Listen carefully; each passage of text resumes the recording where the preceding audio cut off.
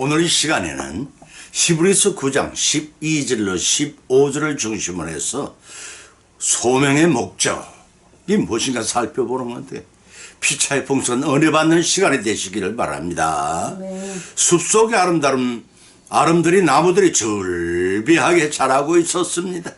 그 속에 제목으로 쓰이지 못할 만큼 심하게 구부러진 나무 한 그루가 있었습니다.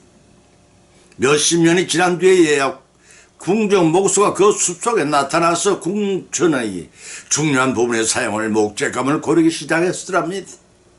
목수는 구부러진 나무는 겉들도 보지도 않았습니다. 탐스러운 나무들을 손으로 뜯어놓으면서 이것저것의 용도를 인부들에게 일러주면 배워가게 했습니다. 이렇게 선택된 나무들은 무척이나 신이 났습니다. 왕이 사는 집의 재료가 되는 것이 너무나 좋았던 것입니다. 그러나 구부러진 나무는 썩을 퍼졌습니다. 그래서 한참이나 한탄을 했습니다. 어느 날 다시 나타난 목소리는 여전히 구부러진 나무는 거들떠 보지도 않았습니다. 이러기를 몇 차례 반복하는 동안 구부러진 나무의 수명도 다 되어갔습니다. 그렇지만 선택받을 기회는 오지 않았습니다. 구부러진 나무는 그만 좌절하고 말았습니다. 그러던 어느 날이었습니다. 유명한 라피가 그 숲속을 지나다가 크다란 그늘을 만들고 보기 좋게 구부러진 그 나무 밑에 땀을 씻으며 앉아있게 되었습니다. 이때 구부러진 나무는 그 라피를 붙잡고 자신의 신세를 하소연을 했습니다. 나무의 말을 다 들은 라피는 이렇게 말해주었습니다. 공연한 고민을 하고 있구나. 나무야, 네가 그때 선택되어 뽑혀갔다면 지금 나와 같은 사람에게 이런 주식의 기쁨을 누가 주겠느냐. 나는 너의 그늘이 고맙고 감사하구나. 이 말을 들은 나무는 비로소 자기가 쓰일 곳이 어디인지를 확실히 깨닫고 그 후는 당당하게 살아갔다고 합니다. 하나님은 우리를 모든들 존귀하게 만드셨습니다. 금그릇은 금그릇대로, 은그릇은 은그릇대로, 질그릇은 질그릇대로 각자가 자신의 인생에 담아내야 할 분량들이 있어서 하나님께서 그 분량대로 소명하며 사용하십니다. 그러나 하나님의 소명의 목적이 무엇인지를 상고하는데 이 시간 피차의 풍성한 은혜 받고 실생활에 실천하여 이 위에 결단한 귀한 시간이 되시기를 예수님의 이름으로 축원드립니다. 저처럼 영혼의 양식을 주고 영혼을 살기 위함이라고 했습니다. 이사야서 55장 1절로 3절을 찾아보면 너희 목마른 자들 물로 나오라. 돈 없는 자 나오라. 너희는 와서 사먹되 돈 없이 값 없이 와서 포도주와 젖을 사라. 너희가 어찌 양식이 아닌 것을 위하여 은을 달아주면 배부르게 못할 것을 위하여 수고하느냐. 나를 청종하라. 그리하면 너희가 좋은 것을 먹을 것이며 너희 마음이 기름진 것으로 즐거움을 얻으리라. 너희는 귀를 기울이고 내게 나와 들으라. 그래 너희 영원히 살리라. 내가 너희에게 영원한 언약을 세우리니 곧 다윗에게 허락하신 확실한 은혜니라고 하였습니다. 본문을 가르쳐 초청장이라 불리는 유명한 장입니다. 하나님께서 베푸신 구원에 동참하는 메시아의 강고한 초청을 그 내용을 하고 있기 때문입니다. 본문 11절 5절에서는 만민에 대한 구원의 초청이, 그리고 6절 7절은 능동적이고 적극적으로 구원에 동참하라는 권면의 말씀이, 8절로 13절은 초청에 응하는 자들에게 확신을 주는 말씀으로 이루어져 있습니다. 본문 1절 서두에서 목마른 자들 물론 나오라고 하였습니다. 여기서 목마른 자들이란 구원의 은총을 맛보지 못한 자들을 가리킵니다. 물은 구원 또는 영생수를 상징한다고 이사야서 12장 3절과 요한복음 7장 그리고 계시록 21장 6절에 기록되어 있음을 우리는 찾아볼 수가 있습니다. 이 물은 모든 동식물의 생명 유지에 필수적인 것입니다. 인간에 있어서도 없어서는 안 될 귀한 것입니다. 특히 연평균 강원에 60mm밖에 되지 않는 가난, 온난이 발해된 지역의 주민들에게 물은 더욱 절실하고 존귀한 것이 아닐 수가 없습니다. 이 사실을 인용하여 성경에서는 인간의 영혼에 공급하신 하나님의 크신 은혜를 물에 빗대어 표현한 경우가 많습니다. 물을 비유로 사용한 5가지를 살펴보면 이러합니다. 첫째는 이사야서 55장 1절로 1절과 58장 11절에 영혼의 갈증을 해소시켜 주는 물이라고 표현했습니다. 두 번째는 에스겔서 36장 25절에서는 죄에서 깨끗하게 하는 물이라고 했습니다. 세 번째는 에스겔서 47장 8절로 9절에서 만물의 소성케 하는 물이라고 했습니다. 네 번째는 요한복음 3장 5절에서 거듭나게 하는 물이라고 했습니다. 다섯 번째는 요한복음 4장 14절에서 영혼이 다시 목마르지 않게 하는 물이라고 예수님께 말씀하신 바 계십니다. 따라서 본 구절에 목마른 자들아 다 물로 나오라는 말씀은 영생수의 갈급한 세계 만민을 향한 하나님의 구원의 초청의 말씀인 것입니다. 본줄 말미에서 기록하기를 돈 없는 자도 오라 너희는 와서 사막대 값없이 와서 포도주와 젖을 사라고 하였습니다. 이 말씀은 하나님 나라는 세상의 나라는 달리 돈이 된 자가 소유하는 것이 아닙니다. 하나님의 구원은 돈으로 얻어지는 것이 결코 아닙니다. 값없이 얻는 것입니다. 따라서 하나님의 선물로 주시겠다는 뜻입니다. 또 본 구절을 해서 포도주와 젖이란 생명을 지속시켜주는 필수적인 물이 구원을 상징한다면 포도주와 젖은 생명의 활기와 영양을 공급해 주는 것인데 구원의 복음이 주는 축복의 다양한 성품을 상징하고 있다고 하겠습니다. 본문은 2절에 책망하기를 어찌하여 양식이 아닌 것을 위하여 은혜를 달아준 배부르게 못할 것을 위하여 수고하느냐고 하셨습니다. 여기서 양식이 아닌 것이란 뜻은 주식이 아닌 세상의 영혼과 육체의 쾌락을 가리킵니다. 당시 이스라엘 백성들은 전투를 더하고 가옥에 가옥을 더하는 재물 축제에 모든 관심을 집중시켰을 뿐만 아니라 세상에 썩어질 물질과 불타없을 짐승의 형상을 한 우상 숭배 정을 쏟았다고 이사야서 5장 8절과 43장 9절 17절에 기록하고 있습니다. 생명을 얻고 유지하는 데 전혀 도움이 되지 않는 무익한 것들을 가리켜 본들에서는 양식이 아닌 것들로 표현한 것입니다. 또 은을 달아준 배부르게 못할 것들로 수고하느냐 하는 뜻은 당신은 화폐를 대신에 은을 무게로 달아 상거래 이용했습니다.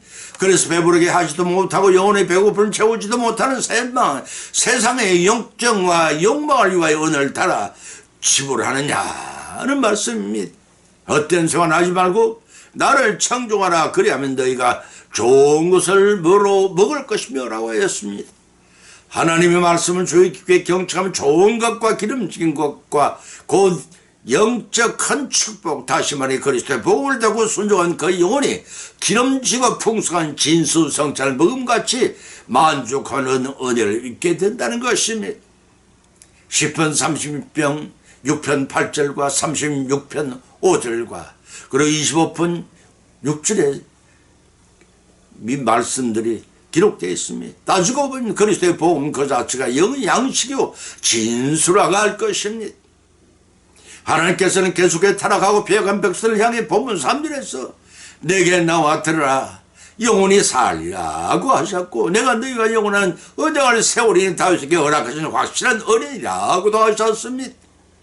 최초의 모세를 통한 이스라엘과 맺은 언약은 그들의 순종으로 파기되었다고 이사야서 24장 5절에 밝혀 있습니다. 그러나 저는 미워하시되 인간 자체는 지극히 사랑하신 하나님께서는 새로운 언약을 맺었는데 영원한 파괴되지 않는 영원한 언약이요 예수 그리스도의 사제 구원을 얻게 하는 은혜의 언약입니다. 내 말이 아니라 마태복음 26장 28절 예수님과 고린도서 11장 25절 히브리서 9장 15절의 말씀입니다. 본절 3절의 말미에 다윗에게 허락하신 확실한 은혜란 다윗은 예수님을 예표하는 인물입니다. 그 후손에서 메시아가 나오고 그가 영원한 왕국을 설립하여 그 보좌에 넣으시고 성도를 예표하는 이스라엘에게 평강과 행복을 줄 것이라는 암시적인 언약인 것입니다. 이 개혁은 다른 개혁과는 달리 하나님께서 일방적으로 체결한 것이요 한결같이 변함없고 절대로 파기되지 않는 언약이요 사람이 파기할지라도 하나님께서 파기하지 않으시는 은혜의 성격을 띠고 있는 언약입니다.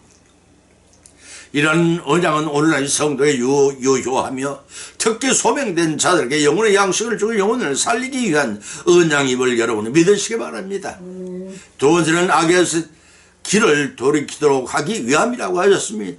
에스겔 33장 11절을 찾아보면 기록하기를 주 여호와의 말씀에 나의 삶을 두고 맹세하노니 나는 악인의 죽는 것을 기뻐하지 아니하며 악인이 그 길에 돌이켜 떠나서 사는 것을 기뻐하노라.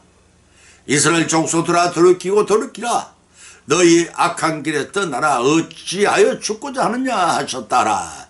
인자여 너는 네 민족에 이르기를 의인이 범죄하는 날에는 그 의가 구원치 못할 것이요 악인이 돌이켜 악에서 떠난 날에는 그 악이 그를 엎드리지 못할 것이며 의인이 범죄한 날에는 그 의로 인하여 살지 못하리라고 하셨습니다. 죄인을 향한 하나님의 시족적인 대응 방법은 회개하고 돌아오는 것입니다. 그런데 나는 스스로 감당치 못할 죄의 무게만을 탓하며 회개하기보다는 절명을 선택하고 있지 않은지 돌이켜봐야 할 것입니다.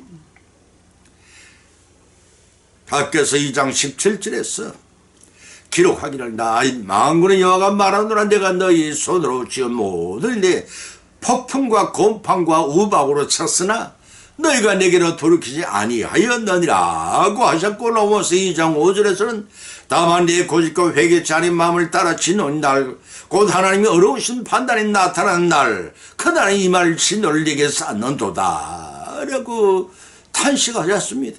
아무리 무서운 죄를 지은 사형수일지라도 아들을 사랑한 어머니의 심령은 한결같듯이 배역하고 타락하여 죄악이 간영한 이스라엘일지라도 그들을 향한 하나님의 사랑 한결같습니다. 두 인형 문을 통해서 하나님은 회개하고 돌아오기 위해 백성들이 한 해 동안 다 몰려 지어놓은 농산물을 폭풍과 곰팡과 우박으로 치기도 하셨습니다. 그뿐 아니라 하나님 멀리하고 우상 숭배하며 쾌락과 세상 물력이 십차하는 그들이 회개하고 돌아오기만을 학수고자고 계십니다. 심판의 날에 임할 진놈 마늘 쌓는 죄악의 범죄를 더 이상 짓지 말고 하루속히 회개하고 돌아오라는 것입니다. 본문 11절을 찾아보면 기록하기를 우리의 허물과 죄가 우리에게 있어 어찌 능히 살리오 라고 하였습니다. 이 말씀은 이스라엘 백성들의 예루살렘 멸망의 목전에 다가와 시러위와 절망에 빠진 그들의 응답입니다. 이 응답은 회개하고 살 길을 찾으라는 하나님의 요청을 거부하는 불신앙적인 답변에 불과합니다. 다시 말해 자신들이 저지른 죄가 너무 막중하여 멸망에서 벗어날 수 없는 자포자기의 심정으로 말한 것입니다. 그러나 죄는 미워하지만 사람은 긍휼히 여겨 그들을 사랑하시나 하나님께서는 그들을 결코 그들은 포기하였을지라도 하나님께서 포기하지 않으시고 본문 11절에 이렇게 그들을 회유시켜 나갔습니다. 악인의 죽는 것을 기뻐하지 아니하고 사는 것을 기뻐하노라고 하셨습니다. 이 말씀은 하나님께 당신이 택하신 백성에 대해 인간이 측량할 수 없는 무한한 사랑을 소유하고 계십니다. 그렇기 때문에 하나님은 비록 죄인이라 할지라도 심판하여 죽음에 이르기보다는 돌이켜 구원에 이르기를 더 바라십니다. 디모데전서 2장 4절을 찾아보면 하나님은 모든 사람이 구원을 받으면 진리를 아는데 이르기를 원하시느라고 하였고, 베드로후서 3장 9절에서는 기록하여 주의 약속은 어떤 일이 더디다고 생각하는 것이 더딘 것이 아니요 오직 너희를 대하여 오래 참으사 아무도 멸망치 않고 다 회개하게 이르기를 원하셨느니라고 하였습니다. 그렇기 때문에 본문 11 중반절에서 이스라엘아 돌이키고 돌이키라. 너희가 악한 길에 떠나라. 어찌 죽고자 하느냐고 책망하고 계십니다. 돌이키고 돌이키란 말씀은 죄인들을 구원하시고자 하시는 하나님의 강렬한 사랑과 자신을 배반하는 자들에게까지 긍휼히 여기시는 마음을 잘 드러내고 계신 하나님의 자비의 속성이십니다.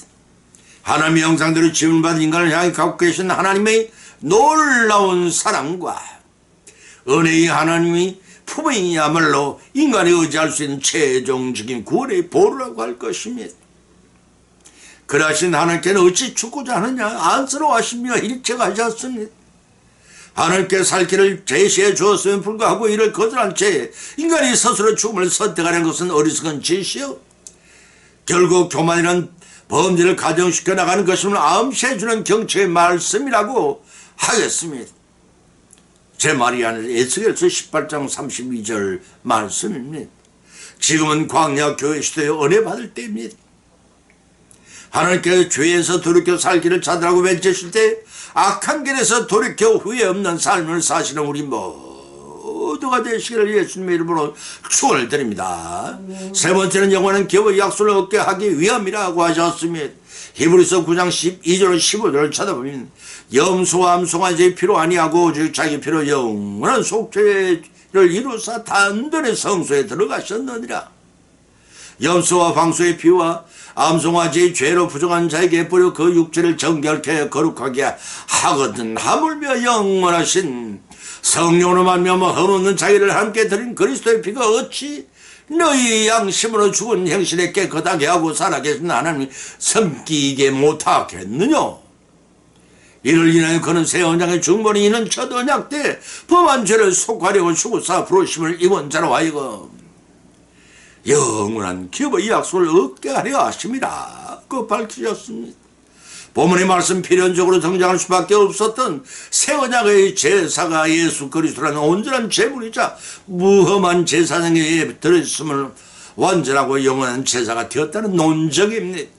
그리스도에 의해서 드려진 새 제사는 네 가지로 요약될 수가 있는 첫째는 땅에 속하지 아니하고 하늘에 속하는 온전한 장막에서 드려졌고, 두 번째는 동물의 피가 아니고 험없고 거룩한 자기 피를 흘리셨고, 세 번째는 피를 흘리되 계속 반복하지 아니고 단번에 완성하셨습니다. 네 번째는 영원하신 성령으로 말미암아 드렸기에 완전하고 영원한 제사가 되었다는 것입니다. 이러한 제사의 효력을 갖다는 것은 불완전한 옛 언약에 의한 동물의 희생제사보다 분명한 효력을 가졌습니다. 그러나 그 제사는 1년에 한 차례씩 반복적으로 드려야 불완전한 제사를 폐기하고 새 언약에 의한 영원하고도 완전한 제사로 대체되었습니다. 그것은 두말할 것도 없이 사람의 몸을 입고 오신 예수 그리스도의 십자가 대속의 은혜로 성취되었던 것입니다. 따라서 예수 그리스도는 인류의 죄를 친히 자신의 몸으로 속하시고 그 속죄의 함을 통해 부르심을 받은 백성을 구원하신다는 새 언약의 중보자가 된 것입니다. 본문을 통해 우리 성도들이 얻을 수 있는 교훈은 이러합니다. 2000년 전에 이스라엘 땅에 흘리신 예수 그리스도의 피는 우리가 상상할 수 없을 정도로 거룩하고 고귀한 피였다는 사실입니다. 그 피는 비록 물리적으로는 예루살렘 성벽 골고다 언덕의 땅속에 스며 들어버렸다 할지라도 영적으로는 오늘날의 우리에게 유효한 요력을 가진 보혈과 같은 피라는 것입니다. 따라서 인간은 그 소중한 피의 대가를 헛되지 않도록 해야 합니다. 그뿐 아니라 그 피의 구속력을 믿고 구원을 받아 하나님 기쁘시게 해야 합니다.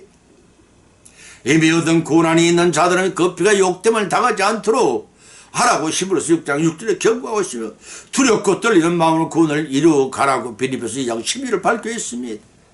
거룩하고 헌을 선한 삶을 살아야 하는 이유가 여기 있는 것입니다.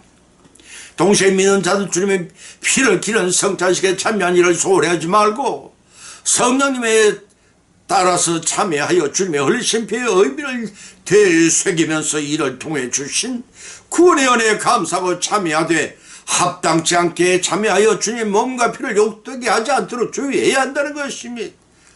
고린도전서 11장 27절 29절의 말씀입니다. 왜냐하면 구약의 제사 때처럼 염소와 송아지의 피로 아니하셨습니다. 오직 자기 피로 영원한 속죄를 이루어서 단번에 성소에 들어가셨고 죽어사 부르심을 입은 자 그 소명을 받은 자로 하여금 영원한 하나님의 기업을 얻게 하는데 예수님은 그 목적을 두셨던 것입니다. 바로 이러한 사실이 영원한 기업의 약속을 얻게 하기 위한 것을 여러분은 믿으시기 바랍니다. 결론을 맺습니다. 오늘 본 말씀은 상고에 나간 가운데 믿음대로 각자 은혜를 받았 또한 세 가지 교훈을 받은 줄 압니다. 첫째는 소명의 목적은 영혼의 양식을 주고 영혼을 살리기 위함이었던 것입니다. 두 번째는 소명의 목적은 악한 길에 돌이켜 소명을 받은 자들에게 사망에서 생명의 길로 인도하기 위해서였던 것입니다. 세 번째는 소명하신 목적은 소명을 받은 성도들에게 영원한 하늘나라의 기업을 얻기 위해서였던 것입니다.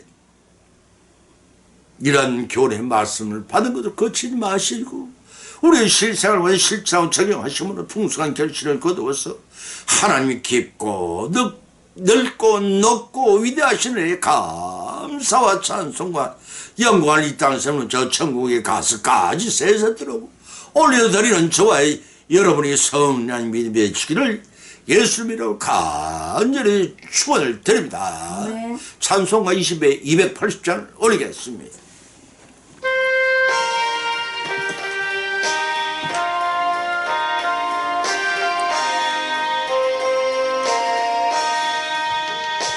전부여 지옵소서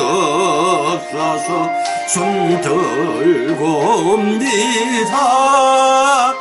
주 나를 외면하시면 나 어디 가리까. 내 죄를 씻기 위하여 피 흘려 주시니 곧 회개하는 마음으로 주 앞에 옵니다. 처음부터 계신 주께서 영적을 죄인을 보혈로 구해주시니 그 사랑하는 내 죄를 씻기 위하여 피 흘려 주시니 곧 회개하는 마음으로 주 앞에